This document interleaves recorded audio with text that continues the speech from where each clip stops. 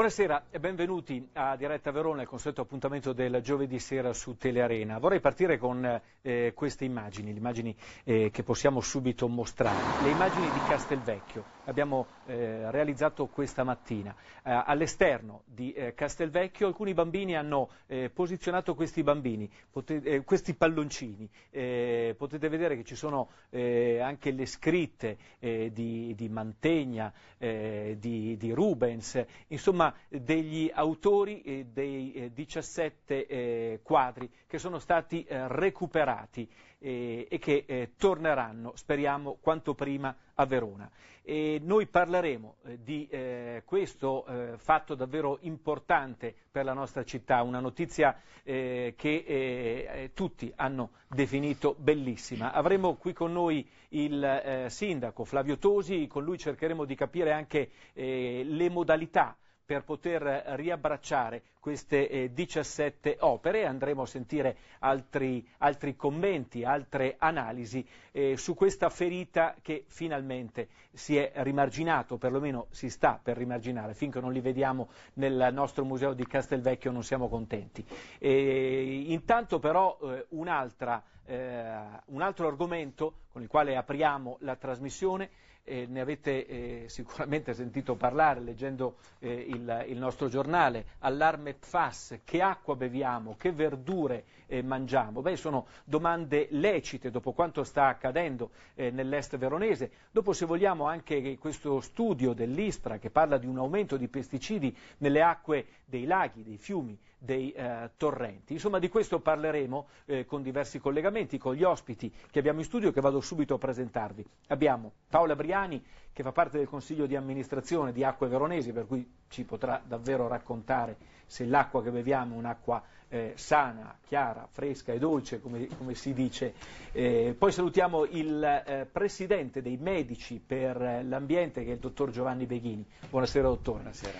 Poi abbiamo un biologo ambientale, giusto? È il professor Giovanni Vallini, che è del Dipartimento di Biotecnologie dell'Università di Verona. Buonasera professore. Buonasera a tutti. E un saluto a Paolo Ferrarese, perché ovviamente quando parliamo di verdure, insomma, abbiamo l'agricoltura, e qui abbiamo il piacere di avere il presidente di Confagricoltura Verona, Paolo Ferrarese. Buonasera. Salutiamo naturalmente il nostro Alfredo Meocci, che vedo che non ha una bottiglia d'acqua lì vicino, perché qui si è già un po' parlato e un po' ti sei spaventato, Alfredo. Beh, insomma sì, però comunque cerchiamo di bere qualcosa e di stare tranquilli. Va bene, speriamo poi di avere buone notizie.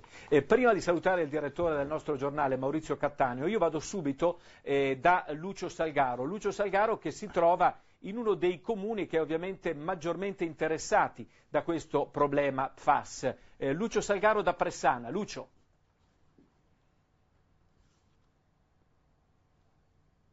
Buonasera a te, agli ospiti e ai nostri telespettatori. Siamo a Pressana, nella sala civica. Qui abbiamo gli amministratori del territorio, il presidente della provincia, che è anche sindaco di Roveredo di Guà, comune qui vicino, uno dei comuni colpiti, il sindaco di Pressana, Stefano Marzotto, ma soprattutto abbiamo alle mie spalle il coordinamento del comitato Acqua Libera dai FAS, che comprende anche Lega Ambiente, li sentiremo nel corso di altri collegamenti. Ma direi subito di introdurre il problema FAS con il collega Luca Fiorin del giornale L'Arena, che è stato uno dei primi, se non il primo, a Verona a trattare questo tema. Allora Luca, ci puoi fare in un minuto un excursus di cosa è successo, cosa sono i FAS e soprattutto come li abbiamo scoperti? Certo, io quello dei FAS lo definirei un problema molto al di fuori delle norme, se non al di sopra delle norme, se non altro per il fatto che è proprio dal caso dell'inquinamento che stiamo vivendo in queste zone che nasceranno, credo, le norme che poi regolamenteranno la presenza di queste sostanze di origine chimica nelle acque. Tutto è nato nel 2011, quando il Ministero dell'Ambiente ha commissionato, su input dell'Unione Europea, una ricerca su queste sostanze. Nel marzo 2013 è stato scoperto che nel bacino del Lagno, del Frattagorzone, soprattutto questo fiume attraversa il Veronese, c'era una forte presenza di PFAS. Da lì sono partite tutta una serie di verifiche, grazie alle quali è stato possibile scoprire che le falde sotterranee e le acque superficiali hanno una forte presenza di FAS. Questo ha significato da una parte per quanto riguarda gli acquedotti implementare l'uso dei filtri a carboni attivi che già c'erano per altre sostanze e dall'altra avviare un biomonitoraggio sullo stato di salute delle persone.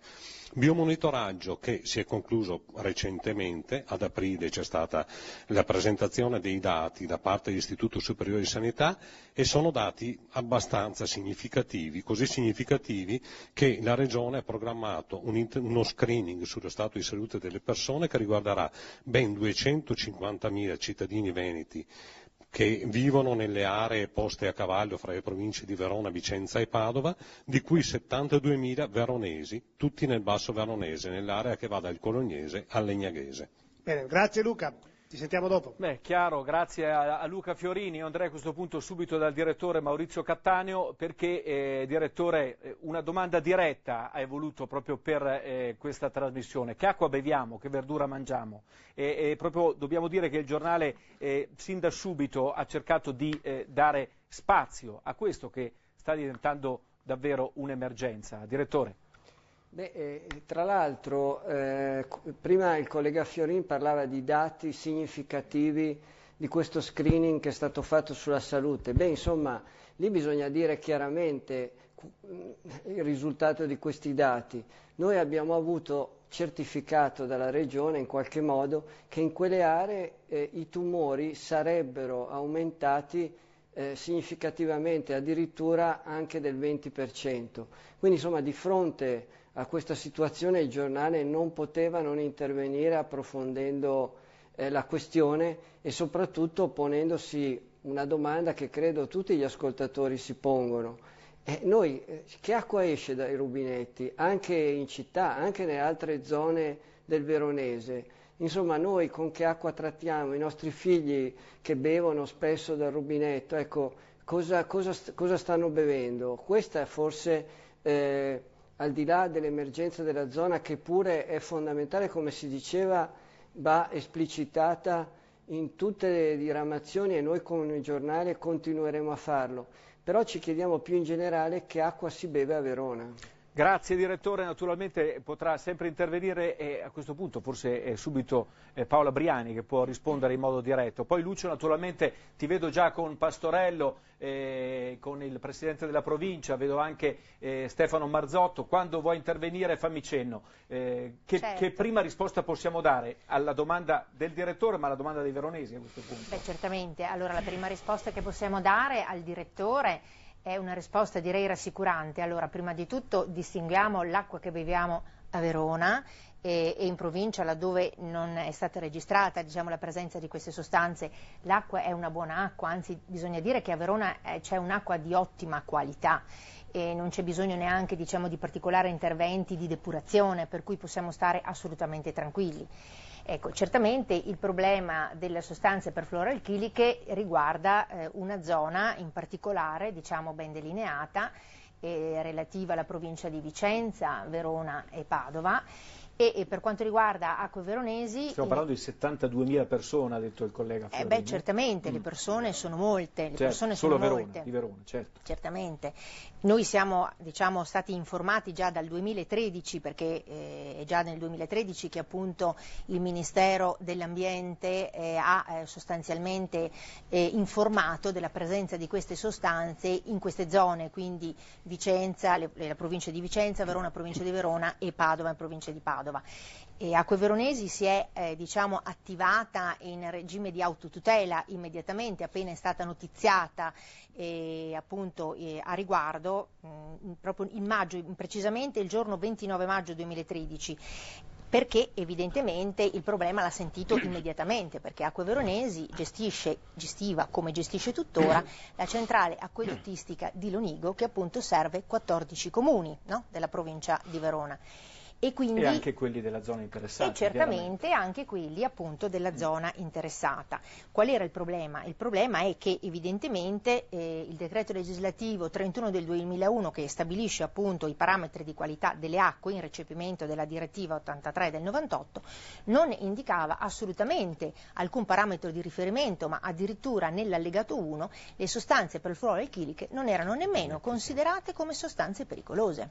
E quindi naturalmente quando la Regione appunto nel giugno 2013 ha invitato Acque Veronesi evidentemente ad attivare immediatamente le tecnologie migliori per ridurre la concentrazione di PFAS, Acque Veronesi si è immediatamente attivata a fare evidentemente tutta una serie di analisi di studi, ma soprattutto a confrontarsi con lo Sventi, perché lo Sventi è proprio l'organo deputato eventualmente a dare delle direttive in questo senso, e di concerto con lo Sventi si è deciso di fare riferimento ai parametri, perché erano quelli che apparivano in ambito europeo maggiormente tutelanti, che erano stati stabiliti dal Ministero dell'Ambiente tedesco.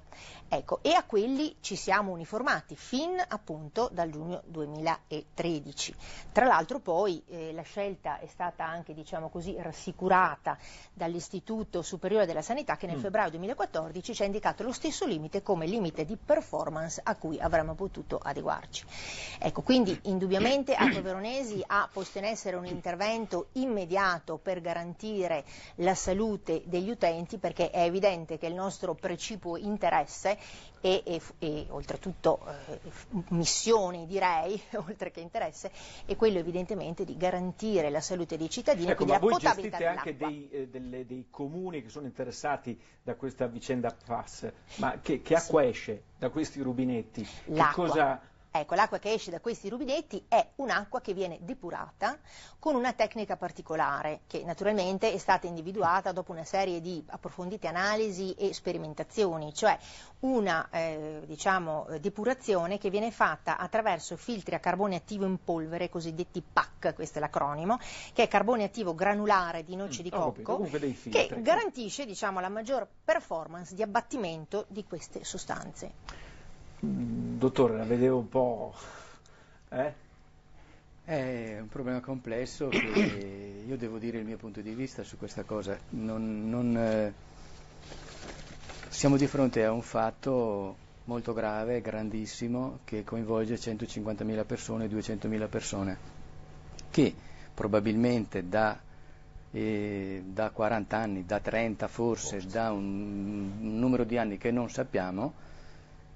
La fabbrica ha cominciato a lavorare 40 anni fa e a scaricare 40 anni fa, e si riforniscono e bevono l'acqua che contiene una quantità di perfluoroalchilici che si è scoperto nel 2013 essere di 1500 nanogrammi litro. Nel 2013 si è visto che era così, in seguito all'input della Comunità Europea. Quello era tutto quello che era successo in passato. È intervenuto Acque Veronesi e grazie al sistema dei carboni attivi, a questi filtri, certo, e grazie anche al mescolamento con altre acque migliori, eccetera, eccetera, adesso io ho visto i dati SIAN dei 4 comuni veronesi, dei 4 comuni veronesi orientali, ho guardato 4 comuni, e ho visto che mi pare Arcole, lei diceva Arcole, ho visto Arcole, Zinella, Cologna Veneta e Roveredo di Guaio. Roveredo di Guaio, proprio quella del presidente Pastorello. Sì. Esatto.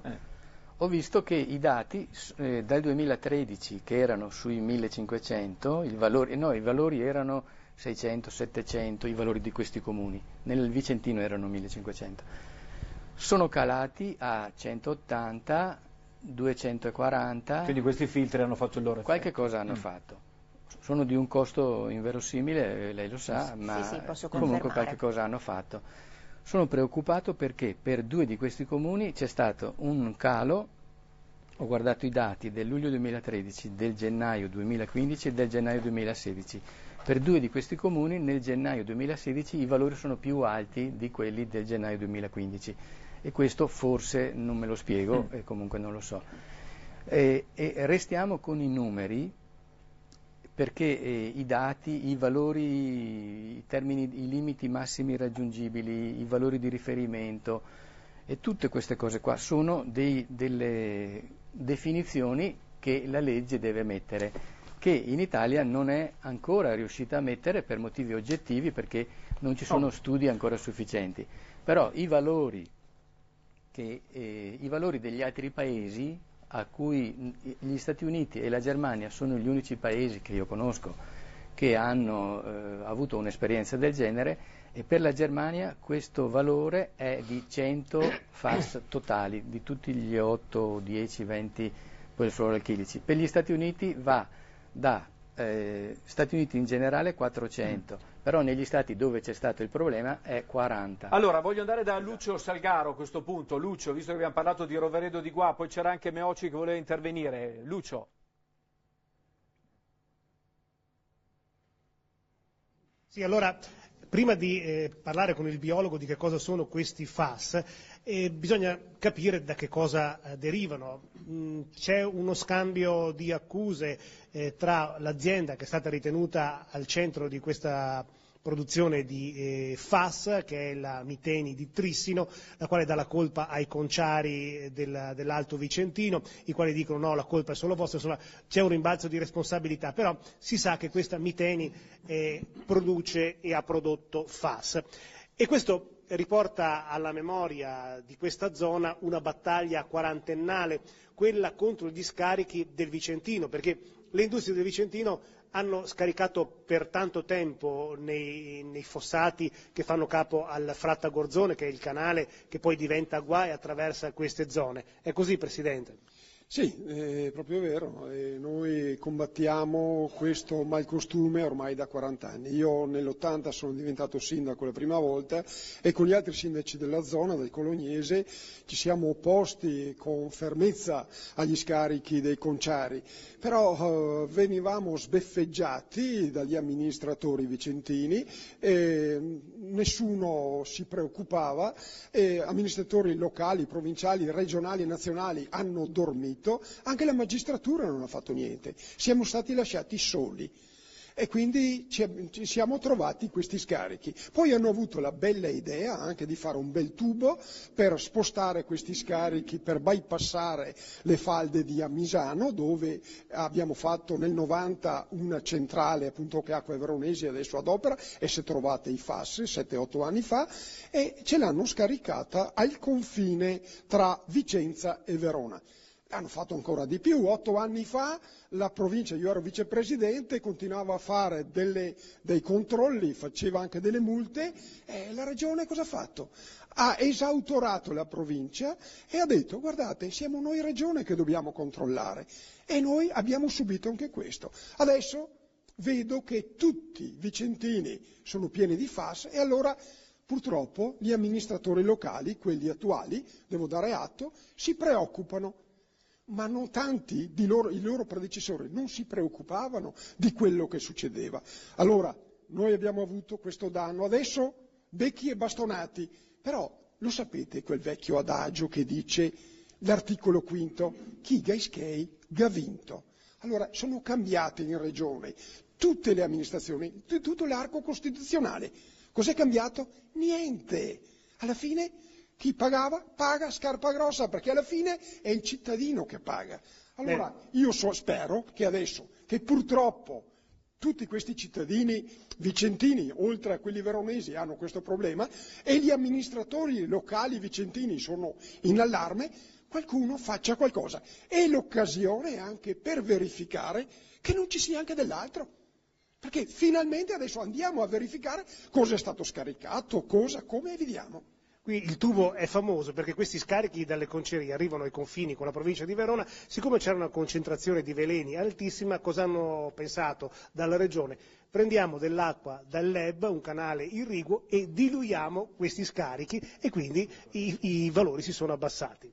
È quello che è successo. Difatti qui questa zona è diventata la discarica dell'Alto Vicentino. Io ricordo, a proposito del tubo, una riunione alcuni anni fa in regione, una riunione tecnica, nella quale l'allora sindaco di Arzignano diceva a una mia lamentela pesante sulla qualità dell'acqua a causa del tubo, che potevamo imbottigliarla e berla. E adesso io vorrei sapere questo signore cosa pensa di questa situazione.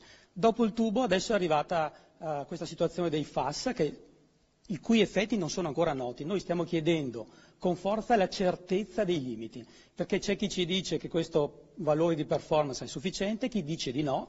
Gli amministratori si vedono le persone che salgono le scale del comune tutti i giorni e chiedono certezze. Noi queste certezze non stiamo riuscendo a darle. Credo che poi la Regione sia stata latitante anche sui FAS su molti aspetti, e anche la magistratura, come dice il Presidente Pastorello, perché 2 anni fa io ho fatto un esposto in procura, alla Procura di Vicenza, e non ho avuto risposta. Ho scritto alla Regione chiedendo che lo screening che stava iniziando fosse allargato anche ai comuni veronesi e hanno detto di no. Adesso che abbiamo scoperto che il problema c'è, sembra che lo screening venga allargato. Io chiedo che si faccia questo, ma con serietà e subito, perché non sono preoccupato solo dall'acqua che beviamo adesso, che è all'interno di questi parametri di performance, ma per l'acqua che abbiamo bevuto nei 30-40 anni precedenti. Quindi lo screening subito e lo spostamento delle fonti di approvvigionamento su falde sicure, al più presto possibile. Bene. Grazie Lucio, grazie anche a Pastorello e a Stefano Marzotto. Noi ci fermiamo un attimo e andiamo in pubblicità, poi proseguiamo tra poco.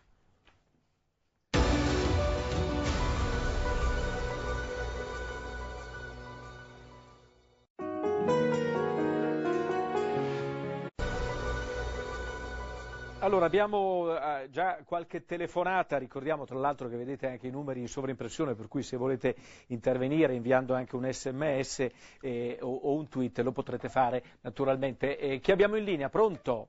Buonasera direttore. Buonasera, lei parla da? Da Albaredo d'Adige. Albaredo d'Adige, sì. È il paese interessato tra la Marche, tra la Colonia Veneta e Legnago. Certo. Esatto, sì. E vorrei fare una domanda alla signora la dottoressa di Acque Veronesi. Prego. Ho guardato la trasmissione dall'inizio. Giusto che Acque Veronesi, che la dottoressa ha detto che Acque Veronesi ha l'acqua buona, ci sono i controlli carboni attivi, quello non ci metto in dubbio. Ma dove abito io, qui al Baredo d'Adige, la mia via, non c'è allacciamento all'acquedotto. E io ho il pozzo privato. E quindi non posso stare tranquillo sapendo che ci sono queste sostanze sotto il suolo. Come faccio?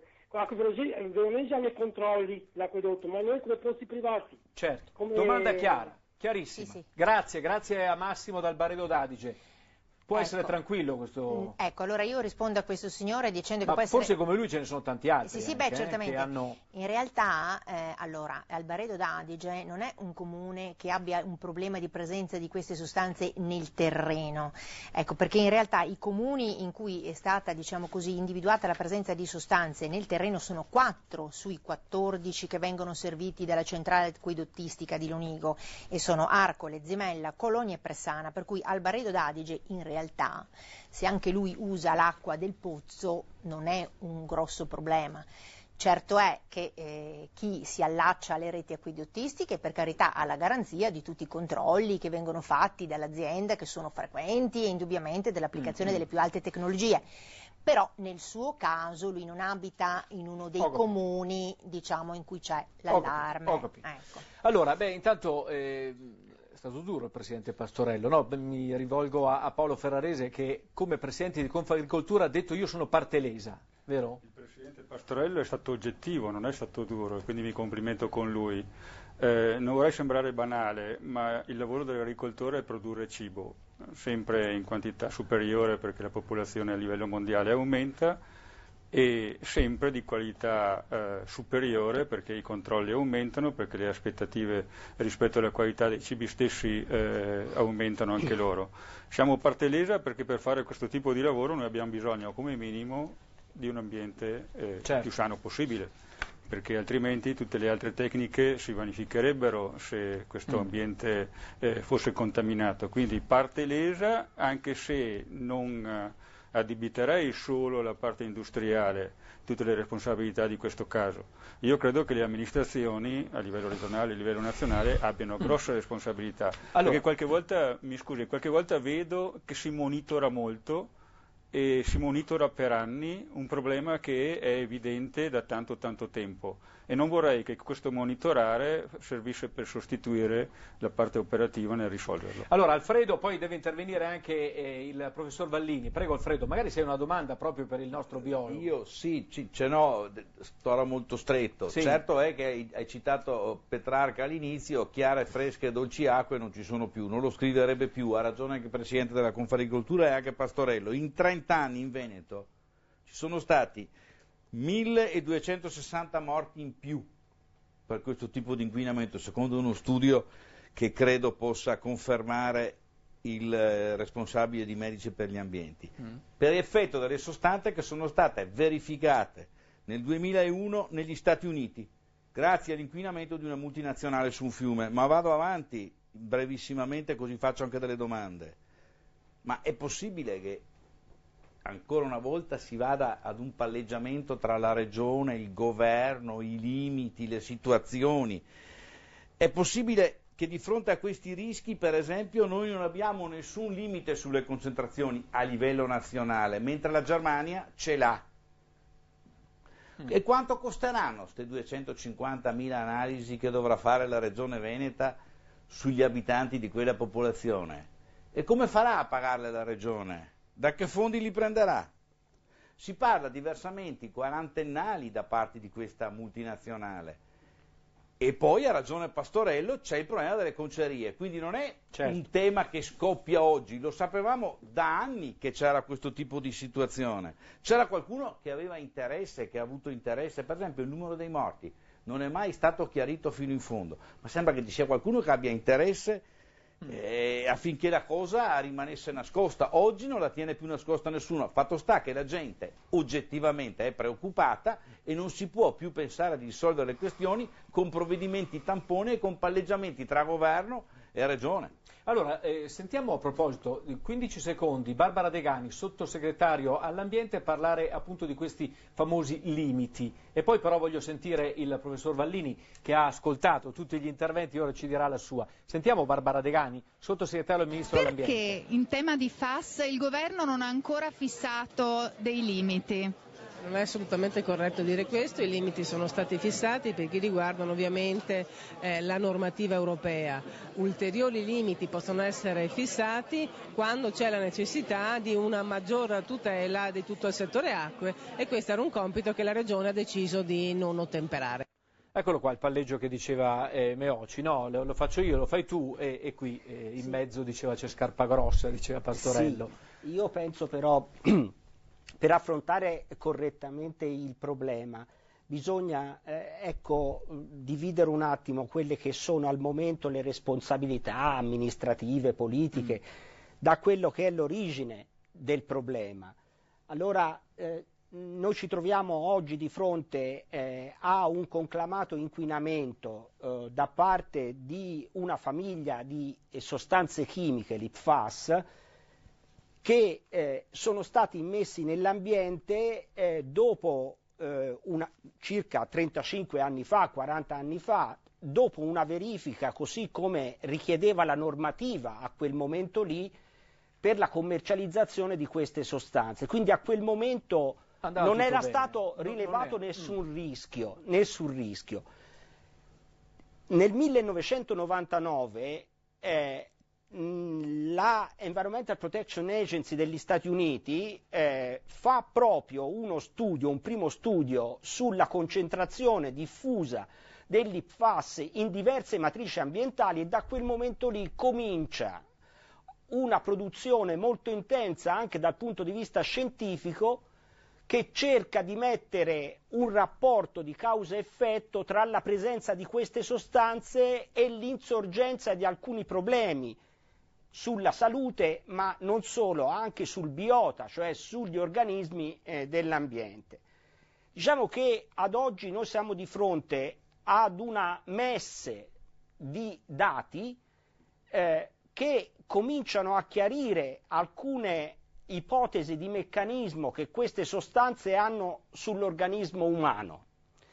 Gran parte di queste ricerche sono state condotte su modelli animali e come si sa chi fa scienza deve, lei mi dice per forza, ma bisogna essere anche molto onesti che il passaggio tra l'animale e l'uomo talvolta non è così immediato, quindi però in questi casi è sempre bene adottare il principio di precauzione.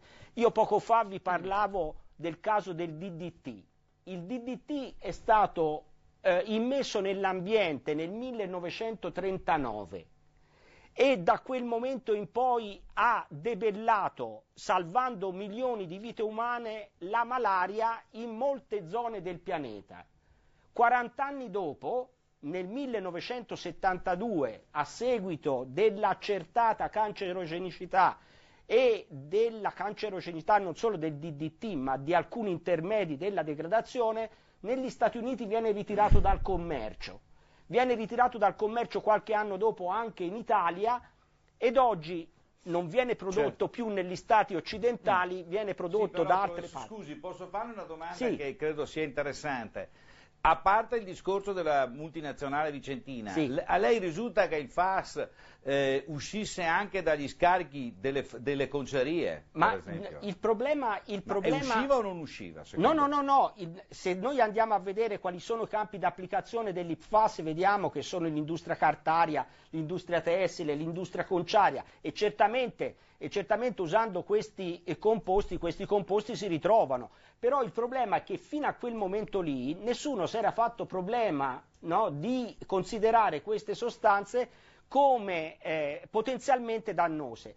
Oggi noi sappiamo una cosa, che queste sostanze sono refrattarie alla degradazione. Cosa significa? Che tante io ne metto nell'ambiente e tante queste si accumulano perché non ho una fonte di svelenamento dell'ambiente. Siccome a livello europeo esiste già una normativa, che è la normativa 1907 del 2006, no? Per cui se una sostanza rientra in quella che vengono definite le sostanze PBT, che sono persistent, bioaccumulative e toxic, si può ritirare dal commercio semplicemente per il fatto che è resistente alla degradazione indipendentemente dal fatto che sia tossico. Direttore, Maurizio Cattaneo voleva intervenire.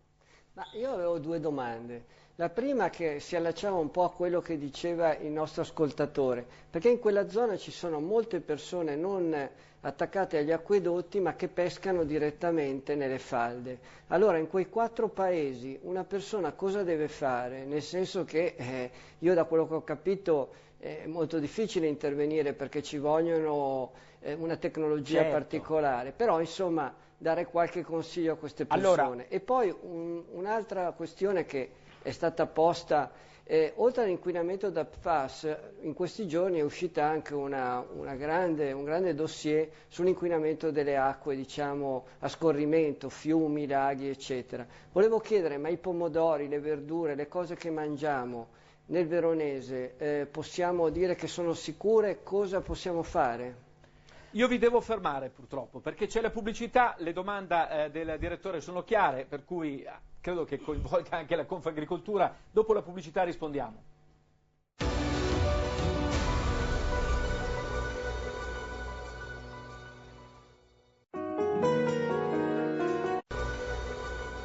Allora, il professor Vallini deve rispondere al direttore Maurizio Cattaneo, credo che anche il presidente di Confagricoltura, però ci sono diverse telefonate, ne sentiamo un'altra, poi torneremo anche a Pressana. Chi abbiamo in linea? Pronto? Io sono Conterno Giuliano, telefono da Locara di San Bonifacio, Verona. Sì, buonasera. Buonasera, io vorrei rivolgere una domanda oppure domande alla signora o signorina dottoressa delle acque veronesi. Sì. Noi qui a Locara abbiamo un acquedotto fatto ancora a suo tempo dal comune di San Bonifacio, però l'acquedotto non arriva dappertutto e quindi chi si approvvigiona di pozzi privati.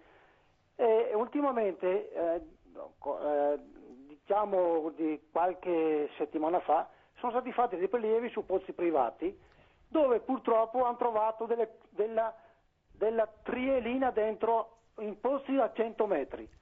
Io chiedo perché, cioè a questo punto cosa dobbiamo fare noi privati che abbiamo la trielina a 100 metri?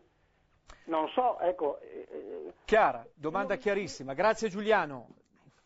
Vedevo che annuiva anche il professor Vallini. TCE è un'altra sostanza. Sì, vuole prima rispondere a lei, poi rispondo io. Cosa dobbiamo fare, dice Giuliano? Allora, prima cerchiamo di capire le precauzioni che prendiamo nell'immediato. Vi chiedo anche il dono della sintesi. Il problema non si risolve in 3 giorni, quindi mentre si provvederà in qualche maniera a cercare di diminuire l'afflusso in falda di questo contaminante, o comunque di trattare le acque di falda prima dell'uso, il consiglio è quello di non bere quell'acqua e quindi di riferirsi all'acqua in bottiglia. Questo può suscitare in qualcuno magari delle rimostranze per il fatto di dire: io ho una risorsa quasi gratuita, devo andare ad acquistare una risorsa che costa molto di più, ma di fronte a questa situazione il consiglio è questo. Ma vi rendete conto che non siamo mica nel terzo mondo qua, dove beviamo le bevande col tappo perché c'è il rischio che l'acqua non vada bene? Però bisogna essere professore, è una cosa un po' tragicomica. No, però bisogna essere anche, voglio dire, realisti in quelle che sono le possibilità di intervenire in tempi brevi. Perché voglio dire... Cioè, se questo ho trovato la triellina, voglio dire, è meglio che vada a bere la bottiglia se io mi trovo in una situazione di contaminazione diffusa come quella che viene rappresentata, non è che in 3 giorni io riesco a risolvere il problema, quindi voglio dire, le popolazioni residenti nell'intorno devono diamo voce ai telespettatori. Giuliana, vedo da Veronella, dovremmo averla in linea, pronto? Sì, salve. Sì, Giuliana da Veronella, sì, prego. Sì, io volevo sapere, siccome ho sentito l'intervento della telefonata di prima, che riguardava Acque Veronesi, Acque Veronesi non ha gli allacciamenti alle vie secondarie dei paesi e quindi molte persone si trovano ad avere pozzi privati con possibilità di contaminazione di terreno o di falda. Allora mi stavo chiedendo per quale motivo anche a livello magari privato non possono essere messi a disposizione dei cittadini dei laboratori con la possibilità di analizzare l'acqua a livello di FAS. E un'altra cosa che ho sentito l'intervento del direttore dell'Arena che parlava di pomodori, della verdura che i contadini coltivano, questo è anche a livello di bestiame? Perché comunque bevono l'acqua comunque contaminata. Perfetto, grazie Giuliana. Rispondiamo e poi rispondiamo anche al direttore. Allora, brevemente alla signora, io ribadisco, come ho detto prima, che Veronella non rientra fra i famosi 4 comuni, però diciamo. Si può fare qualcosa? Indubbiamente è chiaro che diciamo, il terreno di questo comune non rientra, diciamo, nel territorio dell'emergenza. È chiaro che è evidente le analisi si possono fare, anche Acque Veronesi è disponibilissima a farle, dopo bisogna vedere se uno riesce a sostenerne i costi, e questo è il concetto, perché fare delle analisi dei singoli pozzi privati ha un costo, mentre invece le analisi che fa, voglio dire, l'azienda sulle reti acquedottistiche della stessa gestita evidentemente hanno un costo diverso. Dottor Beghini e Confagricoltura, rispondiamo al direttore Cattaneo, c'è questo pericolo per i pomodori, per l'insalata, Volevo rispondere lei intanto. Io dirò qualcosa di sorprendente e di non banale. A prescindere da quello che si dice, da quello che si crede, la qualità dei prodotti ortofrutticoli, ma in senso lato dei prodotti agrozootecnici, oggi è molto maggiore di quella di 20-30 anni fa. Credo ormai di avere l'età per poterlo testimoniare, anche perché i controlli sono molto più importanti e anche i prodotti stessi sono molto più raffinati, per cui quando sento dire che oggi ci si avvelena mangiando i cibi, credo che se oggi succede questo, tempo fa succedeva in modo molto più importante. Vorrei anche ricordare una cosa: noi agricoltori produciamo cibo, lo dobbiamo produrre in quantità e ci facciamo aiutare naturalmente la tecnica. Prima era la meccanica, poi è stata la chimica, poi c'è stata la genetica, oggi speriamo molto nelle biotecnologie, perché saranno quelle che ci faranno risparmiare un sacco di chimica. Allora, c'è Lucio Salgaro che mi chiede la linea da Pressana, poi sentiamo anche il professor Beghini. Prego Lucio. Sono qui con Pier Giorgio Boscagin, che è il presidente del coordinamento Acque Libere dai FAS, il quale doveva fare qualche precisazione su quanto diceva la dottoressa Briani. Sì, io non so che dati che ha, ma la FAIDA non conosce confini, quindi anche Veronella purtroppo è compresa nello stato critico delle cose. Quindi finché non abbiamo le analisi di questi posti, non può dire queste cose, insomma, che non è fuori. C'è stata un'ordinanza della Regione che parla di fare le analisi a tutti i pozzi privati delle zone interessate, compreso Veronella. Quindi queste cose qua non si devono, secondo me, dire. Ecco, un privato che cosa dovrebbe fare? Un privato che ha un pozzo privato in queste zone, che cosa deve fare? Intanto, purtroppo, il privato, a sue spese, deve farsi analizzare il pozzo. Se il pozzo viene trovato a posto, ok, se no, se ha una lieve contaminazione si deve mettere i filtri, sempre a sue spese, e se il pozzo è talmente inquinato, come è successo in varie parti tra Sarego e Lunigo, deve essere chiuso praticamente. E cosa fa? Magari zone nelle quali l'acquedotto non arriva? A questo povero uomo o povera donna deve essere fornita dell'acqua in altro modo. E tutte queste spese chi le paga? C'è una class action, qualcosa che sta per essere fatto o paga sempre Pantalone? Ma queste spese vengono pagate da noi cittadini ed è questo che noi contestiamo. Perché non si fa pagare chi è inquinato? È inutile che andiamo in cerca di dire è stata le Miteni, è stata le Miteni. Il 98% degli scarichi viene dalle Miteni, signori. Di cosa stiamo parlando? E un'altra cosa, parliamo dell'acquedotto. L'acquedotto fornisce acqua che è filtrata e che è diluita. Ditemi come si può chiamare buona un'acqua così. Le ultime analisi di Persana e di Cologna mi dicono che i FOA sono a 200, allora parliamo dei limiti tedeschi. I limiti tedeschi per l'ottimale per tutta la vita parlano di 100 nanogrammi. Di cosa stiamo parlando? Ci servono fonti alternative. E ci servono limiti di legge, ma limiti di legge che vanno a vedere quelli del Vermont, che attualmente sono 20 nanogrammi, anche se noi consideriamo i limiti non certo preservativi della nostra salute. Chi mi dice che a 499 sto bene e a 501 sto male? Chi è che me lo dice? I limiti sono fissati probabilmente anche perché le attuali tecnologie, e forse non è neanche vero questo, perché secondo me ce ne sono altre tecnologie migliori di queste, ma costano troppo. Questo è il problema. La nostra salute è valutata in base al costo che costa.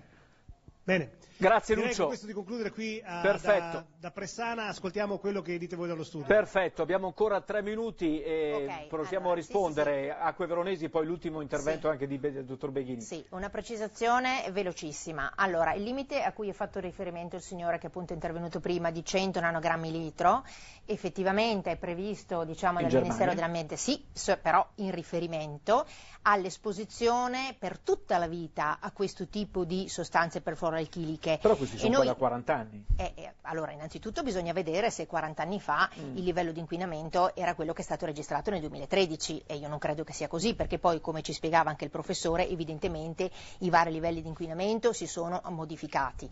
È una sostanza oltretutto che, come dire, si propaga molto velocemente, quindi difficile capire se, voglio dire, e in che, diciamo così, tempistica si sposta da una falda piuttosto che da un'altra. Allora, ipoteticamente bisognerebbe esaminare tutta la regione, se partiamo da questo presupposto. Ecco, per cui, tornando al discorso di prima, anche i 100 nanogrammi litro allora sono un riferimento, se vogliamo, limite di performance, perché non ci sono dei limiti normativi né in Italia né in Europa, per cui, voglio dire, non è che noi possiamo essere rigidi nel fare riferimento a questo discorso. Ecco, indubbiamente il limite di performance è quello che tutela maggiormente.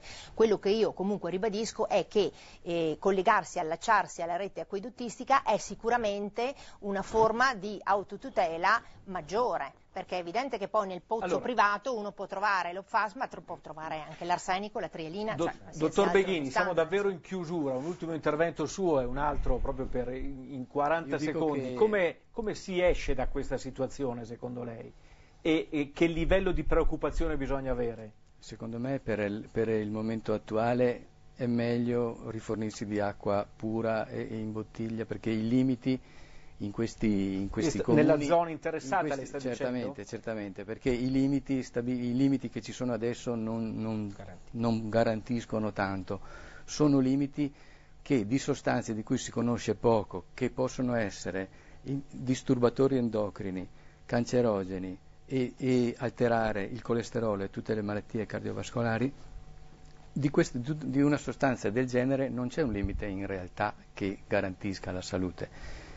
Altra cosa riguardo, voglio dire rispetto a che cosa mangiamo e che cosa ci cibiamo. È pericoloso mangiare questa verdura? Credo che non sia più, credo che sia un problema anche questo, in sostanza. Però ricordo che solo per l'esperienza che ho io, solo la verdura biologica non contiene residui e multiresidui di sostanze che possono essere sia i PFAS sia i pesticidi in generale. In genere il 50% del cibo che troviamo nel supermercato ha dei residui, da 1 a 6 residui, dicono le indagini, così. Certo che apre un altro fronte sul biologico, no? No, io dico... Sì, io in chiusura vorrei sottolineare questo, che a fronte di questo problema immane, ovviamente la soluzione non può essere locale né regionale, anche è una se soluzione c'è questo rimpallo senz'altro, è una soluzione che si trova a livello governativo, ma direi a livello comunitario, perché alla fine dovrà essere la comunità europea che Mamma mia, quando si parla d'Europa lo so, tutti, però è così, perché quando la contaminazione trasfrontaliera, piuttosto la contaminazione da PFAS è una contaminazione che non conosce confini, anche per la mobilità che hanno queste sostanze. Quindi l'auspicio è che vengano tolti dal commercio il prima possibile e sostituiti con sostanze alternative con le stesse caratteristiche, diciamo così, tecnico-merceologiche. Comunque toglierli dal commercio. La sfida del biologico è una sfida da accettare a questo punto. Io rappresento molti agricoltori che fanno biologico, distinguerei fra chi lo fa bene e chi lo fa in modo abbastanza furbacchione. I secondi noi non li rappresentiamo.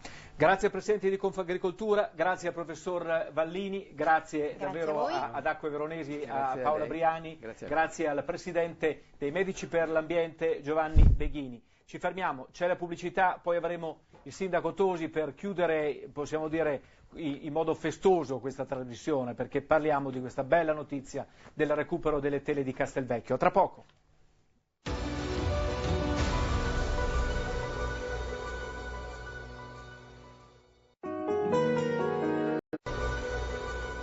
Eccoci qua, torna a casa il Tesoro di Verona. Salutiamo il Sindaco Flavio Tosi, ben ritrovato. Buonasera. Grazie di essere qui con noi questa sera, almeno per una mezz'ora. Sappiamo che è rientrato da Roma dove ha avuto un incontro particolare, poi ci spiegherà chi. Salutiamo la collega Alessandra Vaccari. Ciao Alessandra. Buonasera e anche a tutti. Il professor Francesco Butturini, che è storico dell'arte, che tra l'altro tiene da noi una rubrica Andar per mostre, per cui adesso dobbiamo fare una rubrica Andare a Castelvecchio, no professore? Perché abbiamo... Ecco qua che mi cade, è successa una cosa che di solito non dovrebbe capitare. Comunque, eccolo qua. Allora, diciamo, andare per mostre e bisogna tornare a questo punto a Castelvecchio.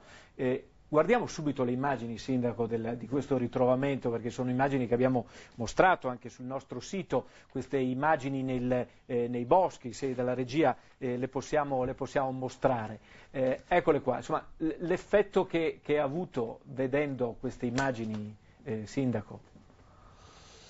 Le ha già viste o le vede per la prima volta? No, le ho già viste, diciamo che l'effetto è stato quando mi è stato telefonato dicendo guarda che sono state ritrovate. Quando le hanno telefonato? Mi hanno telefonato qualche ora prima che la cosa uscisse. Telefonata che è arrivata dalla procura? È una telefonata che è arrivata, insomma, bene o male, normalmente, visto che il comune è proprietario delle opere, viene tenuto, diciamo, a conoscenza. Il timore che non arrivassero era non tanto che non arrivassero adesso, il problema è che magari potevano tornare fra 5 anni, fra 10, quando sono furti di questa natura e visto dove erano andate a finire, quindi sono posti abbastanza difficili da controllare, il timore era che magari per anni non se ne sapesse più nulla.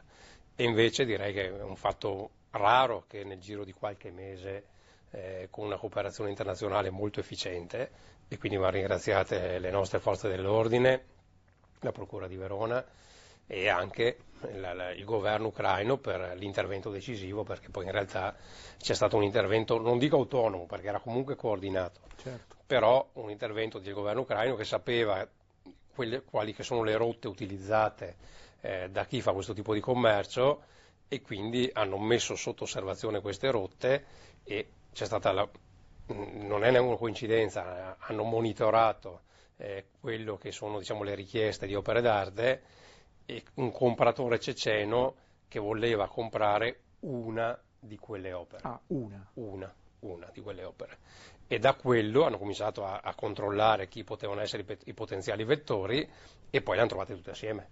Però diciamo l'interesse era su un'opera in particolare. Ma sa anche quale quest'opera? No. Non ho chiesto perché ovviamente poi immagino che ognuno abbia i suoi segreti, però era su un'opera sulle 17. Ecco, queste cose gliele ha detto oggi a Roma l'ambasciatore. Ecco, le ha detto qualcosa sullo stato di salute di queste opere? Perché volevo mostrarvi queste immagini, proprio dalle immagini che abbiamo mostrato. Se per cortesia il bambino che disegna, a me ha colpito un po' quella, perché non lo so, magari è una cosa, se dalla regia me lo potete mostrare, perché si vede, ecco, magari tirate via la scritta diretta Verona per favore, perché mi pare che ci sia, non so, il lembo, no, professor Butturini, un po' smussato, perché è stato proprio Butturini a dirmi, mamma mia, messe in quel posto, messe lì in mezzo. No? Però Mario, posso dire e poi che rilassato anche. Queste immagini, cioè rilassato così non va. No, queste immagini mi sembrano fortemente una montatura tra virgolette ad uso e consumo mediatico, nel senso che io ritengo che anche i più sprovveduti nel momento in cui dovessero trovare delle opere d'arte non si mettono ad aprirle in mezzo a un bosco dove ci sono intemperie, umidità. Le prendi, fotografi tutto, cristallizzi la situazione, porti le opere al sicuro e le apri a quel punto al sicuro, e si vede a un certo punto che con un taglierino si tira su così il cellophane, e se quel taglierino ti scivola e mi rovini un pisanello, cosa facciamo? Cioè a me sembra che, non metto in discussione assolutamente, che non sia chiaro, io non sto mettendo in discussione il lavoro che c'è stato, che è stato immenso, noi abbiamo dei poliziotti che sono là da 2 mesi, non sono più tornati a casa. Veramente, eccezionali. E quindi, cioè, su questo non c'è dubbio, l'indagine c'è stata, intelligence c'è stata, si è mossa sicuramente anche quella che viene definita la diplomazia per cercare di trovare un compromesso per arrivare ad avere queste opere, però che non mi si vendano queste immagini come il ritrovamento vero, perché non ci posso credere. Ma come sono queste opere? Ha detto qualcosa? No, allora c'è un aspetto anche tecnico e amministrativo da definire. Lo stato di conservazione lo valuteranno gli esperti che dovranno partire dall'Italia per andare a certificare le opere. E quindi sarà in quel momento che si capirà se l'umidità, la temperatura, perché adesso apparentemente sembrano quasi intonse. Il problema dell'umidità e di eventuali danni fatti da agenti atmosferici lo valutano gli esperti al momento che le hanno in mano.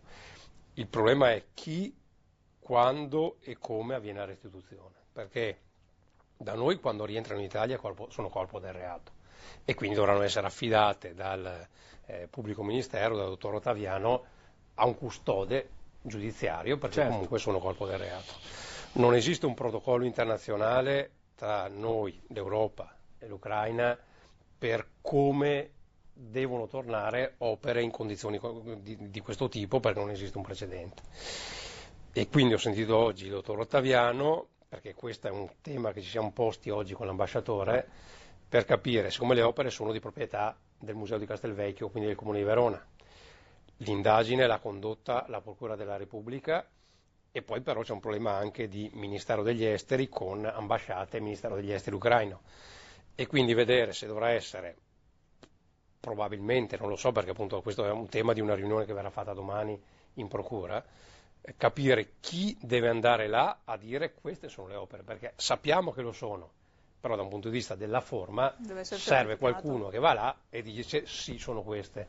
E quindi potrebbe essere che vada su una squadra composta da esperti del Museo di Castelvecchio, esperti nominati dalla procura, qualche rappresentante del governo, che congiuntamente vanno là. Lei è uno pratico, su una cosa del genere ci si può mettere d'accordo? No, ma il problema è che siccome si parla di 2 governi, quindi non è una cosa così, uno pensa dopodomani tornano.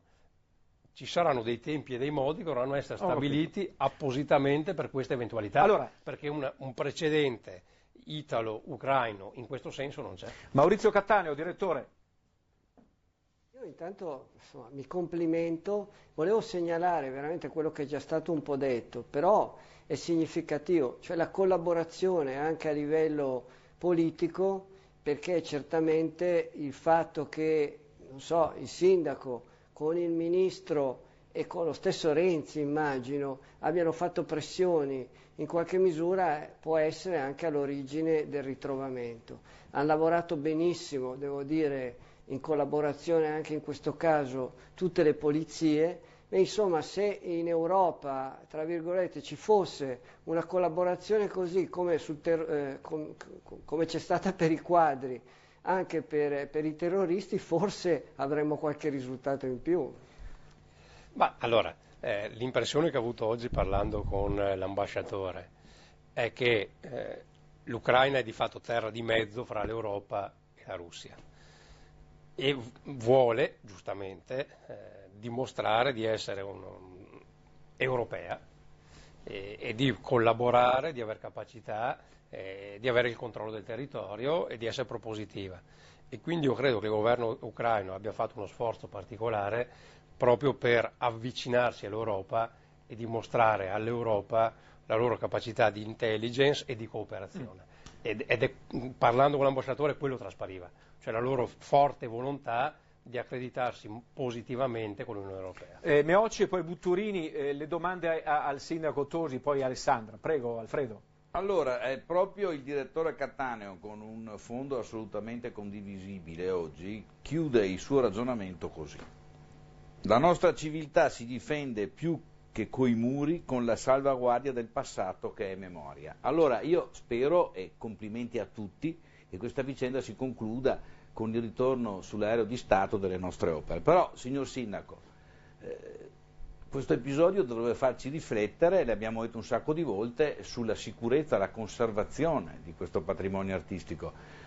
Cambierà qualcosa da questo punto di vista quando le opere torneranno? C'è la necessità di una maggiore sicurezza? Pensiamo di fare qualcosa in questo senso?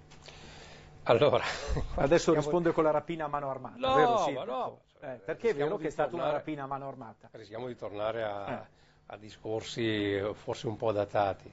Io credo che sia importante guardare in avanti perché oggi appunto dicevo, dopo rispondo, che l'ambasciatore ucraino teneva veramente molto ai rapporti, ha detto parliamo di gemellaggio tra Verona e una città ucraina, parliamo di eventi e mostre da tenere in Ucraina a cura di Verona o dell'Italia, ha citato l'azienda Pedrollo che già opera in Ucraina, quindi loro veramente tengono moltissimo a, visto che c'è stata questa occasione fortuita, a dire collaboriamo con una grande città italiana per aprire dei canali privilegiati fra l'Ucraina e l'Italia.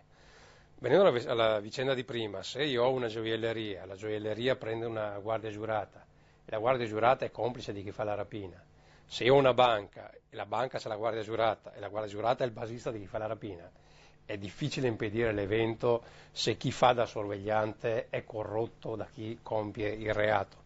E quindi Castelvecchio, che è stato certificato e riverificato che è assolutamente a norma, perché ha la control room, che sarebbe la sala di controllo con tutte le telecamere, staccata dal resto del museo e con addirittura un doppio server per la conservazione delle immagini, che c'è il controllo da remoto, una cosa da approfondire, oltre al fatto che noi, penso ce ne verrà dato atto, fin da subito, abbiamo detto ci sono una serie di coincidenze strane che fanno pensare, e ci siamo esposti nel dirlo, perché insomma bene o male parliamo oggi di uno dei più grandi istituti di vigilanza d'Italia che ha ereditato questa sorveglianza. Però 50 minuti in effetti per agire indisturbati era inaccettabile, per cui ma c'era l'agire indisturbati, ma soprattutto la mancanza del rispetto dei protocolli, perché la guardia doveva entrare, chiudere l'accesso principale con il personale nostro all'interno, fare il giro delle sale, la consegna delle sale, la firma dei registri. Fatto tutto questo doveva uscire il personale nostro, che sono 11 persone, e poi a quel punto rimanere blindata all'interno. In realtà fa tutt'altro, perché esce tutto il personale nostro, non fa il giro delle sale, La cosa dico da chiarire, e questo dovrebbero essere gli inquirenti a verificarlo, perché la centrale remota di Treviso dell'Istituto di Vigilanza non si accorge per 1 ora e 20 che l'allarme non è stato inserito. Si accorgono la stessa sera di un asilo nido che non ha l'allarme inserito e non si accorgono. La Gran Guardia ogni sera verificano l'inserimento perché c'è in contemporanea una mostra e non si accorgono che per 1 ora e 20 quella sera non viene inserito l'allarme, quindi c'è altro forse anche da verificare. Devo fermarvi perché c'è la pubblicità, poi credo che Butturini avesse una domanda proprio su questo, perché oggi... Ho da dire qualcosa, perfetto, sì. Dopo la pubblicità. Anch'io.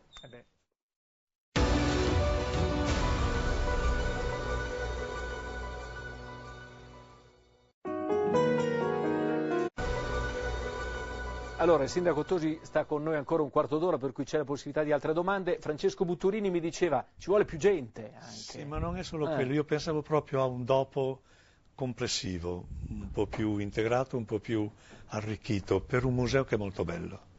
Ora non so come torneranno e sono d'accordo col sindaco e quando torneranno queste opere.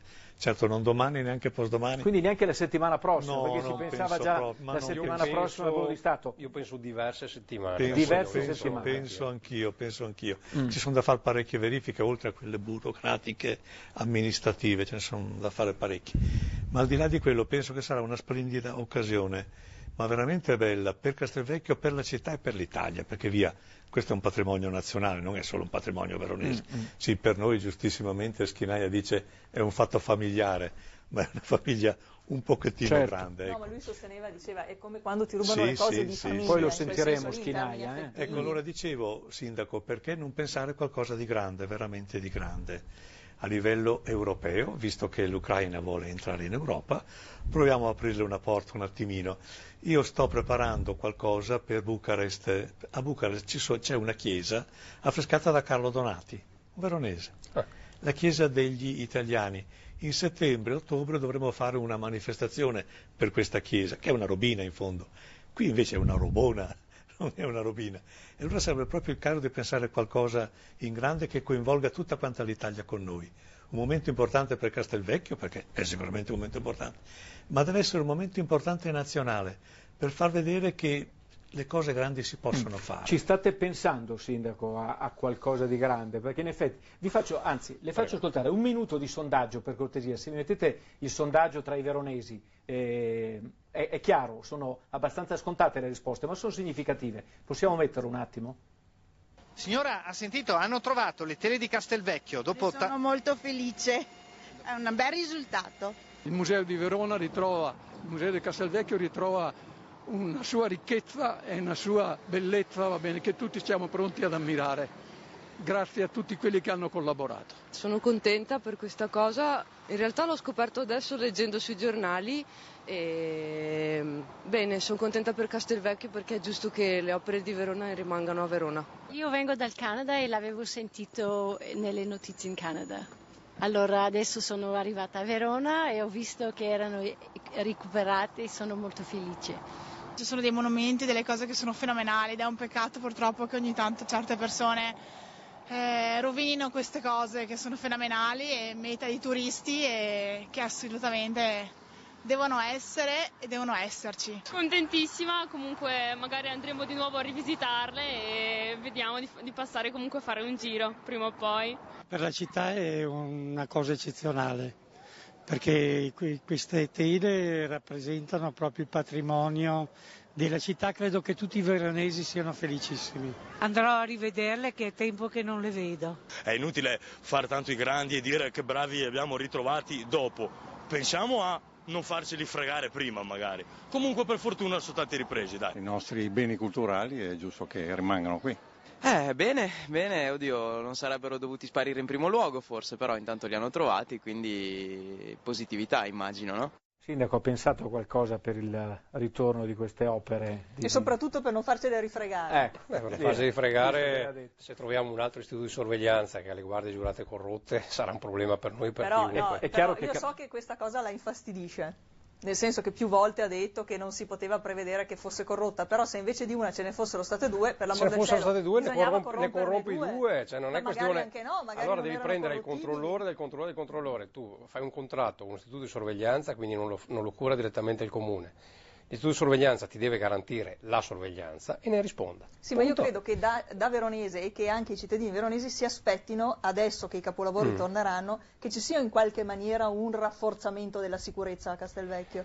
Se ci fossero stati i sensori, che non si I sensori sono mai. stati tolti, perché erano stati previsti, perché siccome dopo andavano a interferire con le strutture metalliche e quindi si attivavano anche, diciamo, in maniera... I GPS? I GPS, adesso c'è questa novità che bisogna vedere se è praticabile di inserire i GPS all'interno delle singole opere e lo valuteremo. Però io credo che rispetto alle dimensioni dell'evento, dove tu hai chi dovrebbe essere preposto alla sorveglianza, che invece compie il furto, ripeto, vale per qualsiasi tipo di istituzione, che sia banca, gioielleria, qualsiasi tipo di tutela. Quando la guardia è un ladro, insomma, diventa un po' difficile. Il comune aveva un contratto con un'azienda, un contratto che costa, e l'azienda doveva garantire la sorveglianza. L'azienda, purtroppo per lei, aveva il sorvegliante corrotto e ne risponde lei. Allora, c'era Alfredo una domanda, poi il sindaco ma però deve magari dirci come... rispondiamo, perché altrimenti continuiamo a avvitarci allora, su una vecchia polemica fare? che credo abbia poco senso rispetto al momento. Allora, oggi l'ambasciatore ha anche sentito il consigliere diplomatico del Ministero dei Beni Culturali. Nei prossimi giorni ci si dovrà confrontare fra tutti, ripeto, fermo restando stabilire quando sarà il momento della riconsegna, e poi è chiaro che dovrà essere fatto un evento di portata internazionale, come di portata internazionale è stata questa notizia, perché siccome ha colpito i veronesi, credo tutti, indistintamente. L'abbiamo visto. E lo si è visto, perché credo che tutti abbiamo sentito come un qualcosa che è stato portato via di nostro. Ma penso che i turisti stessi l'hanno vissuta in maniera partecipata, perché comunque le opere d'arte di questo livello sono patrimonio di tutti, e quindi servirà un evento adeguato rispetto alla portata di quello che è accaduto. Tecnicamente adesso le opere verranno, lei prima parlava di un custode, ma esistono dei gruppi... Quando rientrerà, no, un custode nel senso un custode giudiziario, perché c'è stata una rapina, questo è il corpo del reato, nel momento in cui varcano la frontiera italiana c'è un procedimento penale aperto e quindi queste sono sequestrate, fra virgolette, da parte della procura, perché così in qualsiasi episodio consimile, e quindi la procura dovrà nominare un custode, il quale dovrà, immagino, portarle al museo e garantirne la... Ma saranno poi i beni culturali a mettere insieme, non so, un pool di esperti che si occuperanno eventualmente di risistemare le opere? Beh, in teoria saremo noi, perché... quindi è il comune che non... Allora, il proprietario, un discorso è la custodia. La custodia, essendo corpo del reato, sarà la Procura della Repubblica, immagino, perché la logica dice questo, a dire il custode è il sindaco, il direttore del museo, un soggetto che garantisce, diciamo, la custodia delle opere. Dopodiché c'è la parte del recupero, della verifica, dell'eventuale restauro, e siccome sono opere di proprietà del Museo di Castelvecchio, sarà il Museo di Castelvecchio, che comunque ha un'esperienza nazionale e internazionale da questo punto di vista, quindi siamo sicuramente dotati, perché abbiamo curato i restauri sia delle nostre opere ma anche di opere di altri, a dover investire per poter risistemare eventuali danni che possono essere stati. Alfredo, qualche nome chi vuoi far venire per il ritorno delle tele? Io pensavo a una cosa molto semplice. Intanto non sono d'accordo per nulla col mio amico Sgarbi, in questo caso, che stamattina ha dichiarato sull'Arena che il sindaco doveva far chiudere le scuole per fare festa. Io penso un'altra cosa. No, sarebbero stati contenti molti studenti, di sicuro. Però io credo... Basta che non arrivino quando le scuole sono già finite, perché manca un mese. Sì, e il professor Butturini penso che sia d'accordo, che la cosa molto semplice sarebbe quella invece di dedicare un'ora nelle scuole della città, quando le opere rientreranno, per spiegare ai ragazzi che opere sono, che storia hanno. Perché se noi dimentichiamo quello che siamo stati, probabilmente facciamo fatica ad affrontare il futuro. Non è detto che tutti lo sappiano, è una cosa molto semplice. È vero. Dedichiamo un'ora in tutte le scuole a ricordare quali sono queste opere, che storie hanno, che artisti sono. Quello che dice Alfredo Meocci è assolutamente vero, perché credo che la maggioranza dei veronesi e degli italiani non sappiano che patrimonio è custodito a Castelvecchio. E non solo di Castelvecchio. Sì, è vero. E non solo di Castelvecchio, vero. Per cui quell'ora lì sarebbe anche pochina. C'è una questione molto molto importante sulle opere d'arte che noi possediamo, che sono infinite, possediamo il 75% dei beni artistici del mondo, è il nostro vero ricchissimo patrimonio. Allora, volevo tornare da Maurizio Cattaneo se aveva qualche altra domanda, qualche altra curiosità, però una ce l'ho io, Sindaco. Lei ha mai temuto di averle perse del tutto queste opere? C'è stato un momento in cui ha detto, moltissimo. perché noi a marzo, lei è venuto qui nei nostri studi, speravamo di ospitarla magari già con la foto di qualche opera a fianco. Io l'ho temuto moltissimo perché la storia insegna che in casi consimili, magari non che non tornano mai, perché più di qualche volta furti così eclatanti, di opere così eclatanti, fan fatica a essere custodite o vendute perché sono troppo importanti. Però possono tornare dopo anni. Il terrore era quello. O possono essere distrutte. O possono essere distrutte o irrimediabilmente danneggiate. Sì. E quindi quando sono stati effettuati gli arresti e immediatamente dopo non c'è stato il ritrovamento delle opere, la paura che appunto potessero dopo anni, forse in parte... È stato lì che ha temuto qualcosa? In quel momento lì chiaramente sì. Allora, direttore. Io volevo chiedere se appunto in tutto questo ha giovato il fatto del rapporto che adesso Tosi con Renzi e quindi col ministro Franceschini, cioè se c'è stato effettivamente un qualcosa in più da questo nuovo rapporto che in qualche misura si è formato negli ultimi mesi. No, direi di no, nel senso che è vero che c'è questo rapporto di leale collaborazione istituzionale e anche di amicizia nei confronti del Premier, però credo che rispetto alla dimensione di questo episodio chiunque abbia responsabilità istituzionale, quindi il ministro Franceschini, il Presidente del Consiglio e tutti i dirigenti delle forze dell'ordine, compresi gli investigatori, si siano adoperati al massimo perché tutti l'hanno sentita come una ferita all'Italia. Quindi credo che il risultato prescinda sicuramente da questo tipo di rapporti. È auspicabile. No, perché vorrebbe dire che normale, si interessa più alle cose di delle persone che conosce rispetto al patrimonio No, nostro. ma per quello dico, secondo me tutti hanno partecipato proprio perché tutti l'hanno vissuta come una ferita all'Italia. È stato un clima diverso, è vero. Sì. È vero. Allora, c'è tempo per un'altra domanda, Alessandra? No, la collaborazione credo che sia stata molto significativa in questo caso. Forse, come diceva prima il direttore, avercene sempre di integrazioni, di interscambi. Ma secondo me quello così. che ha scritto il direttore sull'Arena, che è stato prima riportato da Alfredo Meocci, anche l'Ucraina, secondo me, l'ha vissuta e capita in quella chiave, perché ha capito che non era un contrabbando, un furto importante fra i tanti che ci sono, ha capito che era una cosa di interesse nazionale. Allora, l'ultima domanda l'abbiamo da casa a questo punto perché prendiamo una telefonata. Chi abbiamo in linea? Pronto? Sì, buonasera. Io vorrei chiedere al sindaco Tosi... Lei parla da Verona? Io parlo da Verona, sono una cittadina di Verona, sono appassionata di Castelvecchio, sono felicissima che siano state ritrovate le tele, però come alcuni hanno già notato, in effetti magari si poteva cercare di non farle rubare, mettendo magari dei microchip oppure organizzandosi come dei grandi musei. Tipo La domanda che voleva fare, signor? La domanda in particolare riguarda l'assicurazione, perché abbiamo saputo dai giornali che l'assicurazione ci avrebbe dato veramente una cifra molto esigua rispetto a quanto invece il Comune paga questa assicurazione.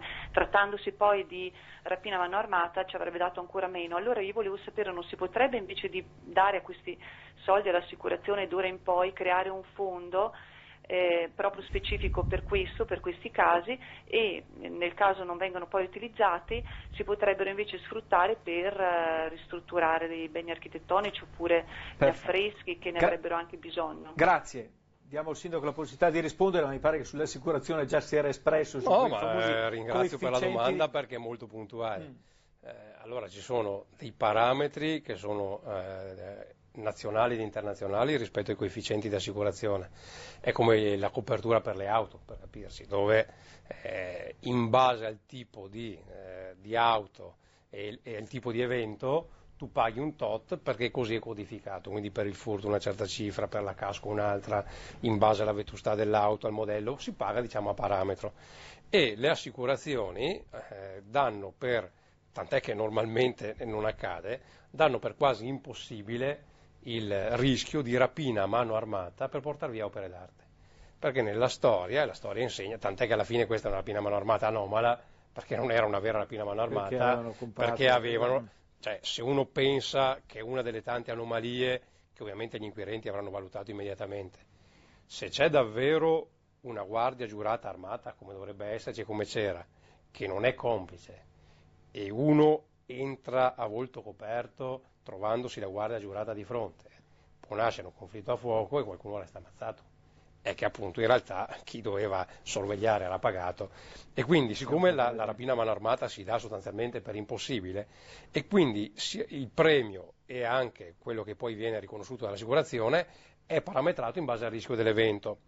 E ripeto, visto che l'abbiamo detto un po' di volte, mentre per dire il rischio incendio è dato in una scala da 0 a 5, il rischio incendio è dato a 5 ed è quello che costa di più, che paghi di più e per il quale c'è il riconoscimento di più. Totale del danno, quando il rischio incendio, per dire, in un museo come Castelvecchio è praticamente 0 per impianti il rischio, qualsiasi altro rischio è dato 4, 3, l'unico rischio bassissimo per tutte le assicurazioni del mondo per le opere d'arte è la rapina a mano armata, che è data a 0,15, cioè è data la 30ª parte dell'incendio. Perché? Perché praticamente non accade mai che in un museo ci sia una rapina a mano armata, perché normalmente, essendoci la guardia giurata armata, si fa il furto con destrezza, si fanno altre cose, e quindi quello che è stato pagato di assicurazione, quello che riconosce dall'assicurazione, è parametrato su dei criteri internazionali legati al tipo di evento. Allora, Alfredo vuole intervenire perché dobbiamo salutare il sindaco. Scusa,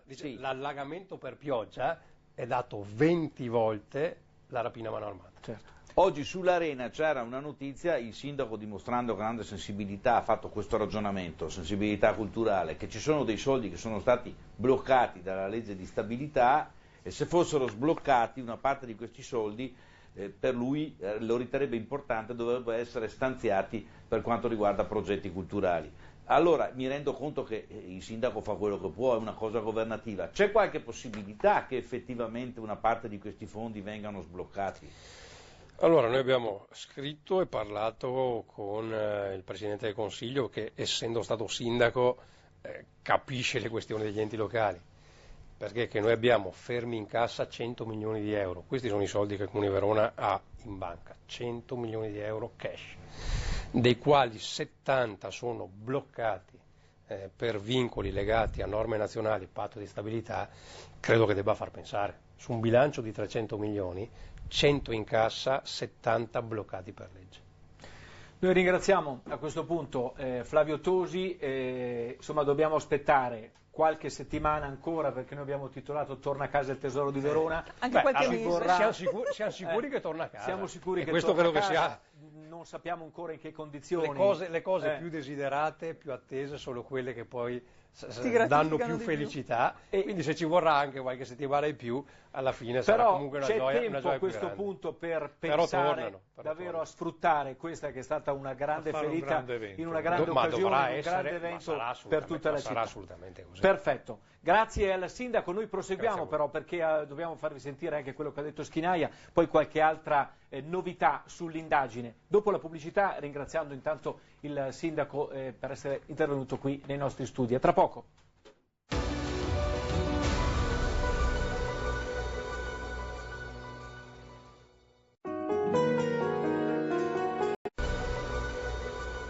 Vabbè, noi stavamo un po' così discutendo cosa si farà quando arrivano queste opere, che tipo di evento. Insomma è importante che ci sia il coinvolgimento della città. Ricostruiamo però e delle scuole. Ricostruiamo velocemente le ultime settimane nel servizio di Alessandro D'Arrico, vediamo. 7 milioni di telefonate passate al vaglio, ore e ore di filmati delle telecamere in autostrada scandagliate a fondo, una task force di inquirenti di 3 paesi impiegata, Italia, Ucraina e Moldavia, coordinate dall'Eurojust e la Superprocura dell'Aia.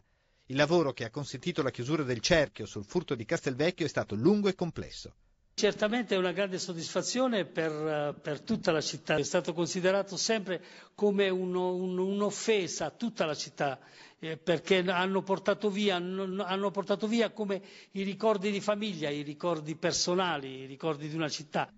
L'operazione di recupero scatta già il giorno dopo gli arresti, il 16 marzo. Il sostituto procuratore Ottaviano ha il quadro già delineato davanti. I quadri sono in mano ai 2 latitanti moldavi, Anatoli Burlak e Pavel Lasiarchi, forse arrestati, ma si attendono ancora notizie ufficiali in proposito. Parte la rogatoria alle autorità moldave e ucraine, fornendo tutti gli elementi per chiudere l'operazione, i nomi dei ricercati, i loro numeri di telefono, l'indirizzo delle abitazioni a Odessa, l'elenco dei parenti e possibili fiancheggiatori fino alle targhe delle loro auto. Con un esame delle telecamere fisse in strada il 25 marzo, la polizia ucraina scopre il trasloco delle tele da un palazzo a un altro. La sorveglianza si fa più stretta. Il 28 aprile Ottaviano partecipa a un vertice di inquirenti all'Aia. Qui è la svolta. Con una rete internazionale in azione le cose si velocizzano. Un ufficiale dei carabinieri e un dirigente della polizia si trasferiscono al confine tra le 2 ex repubbliche russe per seguire da vicino le operazioni. Questa è un'operazione di intelligence internazionale, quanto è difficile cooperare con forze straniere? È molto molto difficile, anche perché sinceramente ne ho avuto modo di constatarlo, noi abbiamo abbiamo a disposizione delle forze dell'ordine molto molto più preparati e efficaci rispetto ad altri, ma senza voler offendere nessuno ovviamente. L'operazione scatta la mattina del 6 maggio, proprio mentre il PM Ottaviano sta tornando a Verona dal sopralluogo in Moldavia. La cosa strana, ancora da capire, è perché è stato avvisato del ritrovamento soltanto ieri, 5 giorni più tardi, insomma. E non si sa ancora quante persone siano state arrestate. Di certo c'è che si tratta di una banda ben organizzata, con i personaggi moldavi collegati alla grossa criminalità locale. I 2 latitanti non hanno mai mostrato segnali di cedimento nonostante avessero i figli in cella, ma non c'era un acquirente pronto. Probabilmente il gruppo si è fatto ingolosire dall'opportunità di un colpo facile senza sapere dove smerciare le opere d'arte. Per questo hanno stazionato così tanto al confine ucraino-moldavo, permettendo agli inquirenti di chiudere una complessa operazione di intelligence. Domani vertice a Verona degli inquirenti. Sarà deciso in quale giorno della prossima settimana sarà effettuato il volo di Stato per andare a recuperare le tele e riportarle a Verona. Allora, il volo di Stato la prossima settimana, domani c'è un vertice in procura, si deciderà questo volo di Stato quando la prossima settimana porterà le opere in Italia. Poi, prima di rivederle a Verona, abbiamo visto. Però chiedo a Marco Fretti, il nostro regista, riproponiamo queste immagini di queste tele in mezzo all'erba, perché sia Alessandra che in particolare il professor Buttorini inorridiva quasi. Quando diceva bene Alessandra, queste immagini che vediamo tra un attimo, questo taglierino che va a incidere il cellophane. Quest'erba fresca, quest'erba fresca, appena messa sopra, per far vedere che lo stanno trovando. Che ci siano delle Eccolo cose... qua, mamma mia, qua c'è... Cioè qui ti viene male solo a vederlo. È demenziale questo qua, è una roba terrificante. Adesso non so se andiamo troppo sul sottile, Alfredo, e guardiamo proprio... Perché siamo contenti che le opere siano arrivate, ma l'importante è che non è quello che dicevo ma prima. Sandra ha ragione, cioè le piante sembra che siano state messe sopra all'ultimo momento, cioè oggettivamente. Questo è a uso consumo immediato. Questo è già anche imbarcato. Ho capito. Questa è un'indagine che era partita malissimo, Mario. Non dimentichiamoci che per sua stessa ammissione il pubblico ministero inquirente, Gennaro, Ottaviano, dice che lui ha saputo la notizia dalle locandine dell'Arena. Cioè lui che era di turno quella sera non viene avvertito da nessuno perché tutti si premurano di andare ai 12 apostoli dove era in corso la consegna del premio ad avvertire tutti quelli che c'erano. C'era Paola Marini. Ma nessuno pensa di avvertire il pubblico ministero che è di turno, prima cosa. Seconda cosa, nessuno chiede la notte stessa alla polizia municipale di bloccare le immagini delle telecamere cittadine per vedere dove siano fuggite queste persone. Alla fine è andata grassa, nel senso che abbiamo recuperato i quadri e torneranno, ma per come era partita l'indagine, era partita malissimo. Non dimentichiamo nemmeno che fino al 26 di dicembre queste opere sono in Italia, ma noi lo scopriamo dopo, perché prima non si riusciva a trovare un interprete che potesse sbobinare le registrazioni che venivano fatte delle intercettazioni telefoniche. Le stesse intercettazioni telefoniche a carico di Silvestri partono quasi 20 giorni dopo. Nessuno mette sotto controllo subito i telefoni di queste persone. Cioè, alla fine è andata bene, ribadisco. Hanno recuperato tantissimo tempo e il risultato non toglie nulla comunque al grande lavoro assolutamente nulla. Sono stati bravissimi, ci sono riusciti pur partendo in ritardo, quindi a maggior ragione bravi 2 volte. La messa in scena, questa per me non può essere che una messa in scena, e poi mi dà fastidio, estremamente fastidio, che le nostre forze di polizia vanno là proprio dopo il vertice di Eurojust per ancora avanzare nelle indagini. Il giornale lo aveva riportato. L'avevamo riportato, certo. Avevano arrestato uno dei due Burlak e nel momento in cui le nostre forze dell'ordine rientrano, perché non dimentichiamoci che questi squadri sono stati trovati il 6 di maggio e noi lo abbiamo saputo soltanto ieri, allora perché li ritrovano il 6 di maggio e ce lo dicono ieri?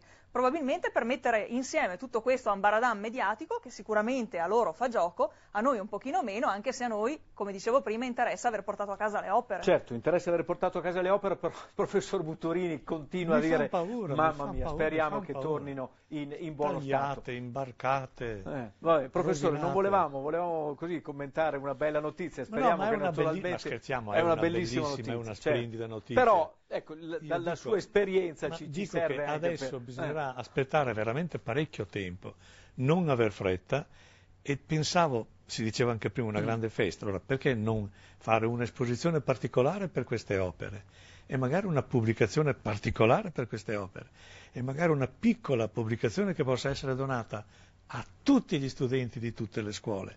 Per quello che diceva il sindaco, che ribadisco con più forza, c'è un'ignoranza spaventosa, c'è una battuta di Oscar Wilde che è terribile. Da quando molti sanno leggere e scrivere, l'ignoranza si è molto diffusa.